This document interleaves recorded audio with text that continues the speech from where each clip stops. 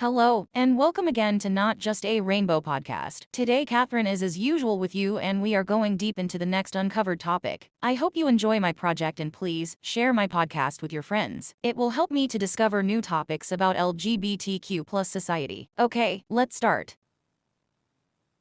OnlyFans is like giving queer women in sex work some power, according to Barton-Hanson. But it's not as simple as just that.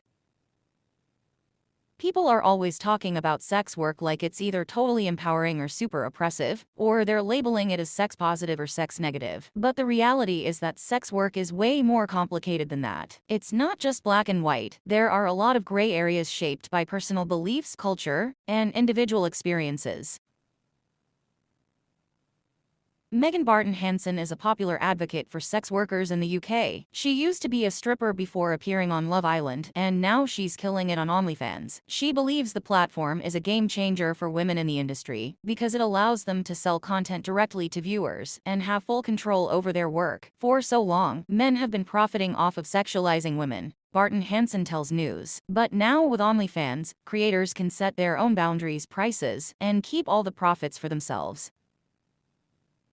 Barton-Hanson believes that platforms like OnlyFans are really great because they give models and porn actors a chance to do their own thing, without all the middlemen like photographers, directors, and big porn companies taking a big cut of their earnings and pushing them to do things they're not comfortable with. It's way better and more money making for sex workers these days. But some people worry that dudes are just trying to make a quick buck off of women's bodies. Like, there's this guy Andrew Tate, who's been accused of making his victims do stuff for OnlyFans. The site also got a lot of heat last year for saying they were gonna ban sexy content. They changed their minds though, which would have kicked out all the adult creators who bring in a ton of cash.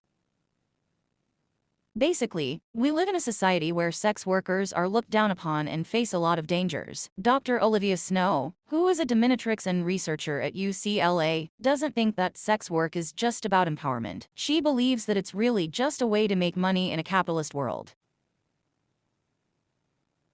Snow doesn't think sex work is any more empowering than any other job in the big picture. She studies sex work, labor rights, technology, and policy. She thinks stigma is a major problem, and she would be totally fine with doing sex work herself if it wasn't for the dehumanizing stigma. As a bisexual person, she feels it can be empowering for consumers to see queer joy, queer sex, kinky sex, and other representations that aren't commonly shown in mainstream media. Queer sex content is definitely becoming more popular. Lesbian was the most watched category on Pornhub in 2022, moving up from second place in 2021. In the past, a lot of lesbian porn was made with a male audience in mind, but now more creators are taking the lead, especially on platforms like OnlyFans. According to Pornhub's year in review, more women, 69%, were watching lesbian porn compared to men, which suggests that even straight women are enjoying it. Snow has noticed that most women in the sex industry she knows are queer, and it's actually more uncommon to be straight in that industry.